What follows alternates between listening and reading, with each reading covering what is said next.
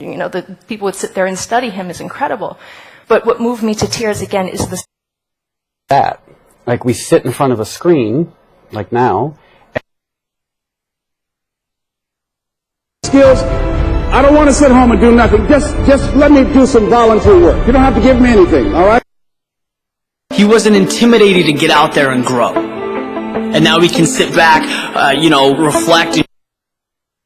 If they wanted to sit, checking their Facebook status, or if they wanted to contribute more stories.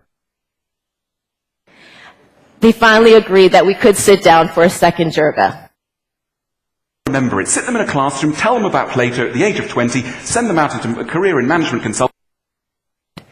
You go ahead and sit back in your comfortable chair, and you be the critic. People will sit with you and do one-on-one counseling for whatever need that you have or help you grow your business. While others will sit on the sidelines and in the rafters enjoying popcorn to our happily ever afters. Proud, professional imaginer. Every day I get to sit down and let my mind run wild with the stories I want to tell.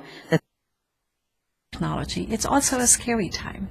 Because when I sit back and I read the media and I listen, I look at the literature that's out. And they sit in their chair and they make themselves tiny and they go like this when they raise.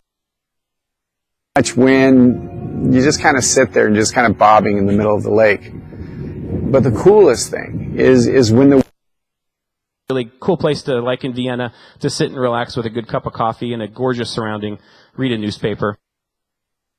Go by. Remember, when you have a cup of coffee and you sit outside, you pay a little more, but you're not paying for the coffee.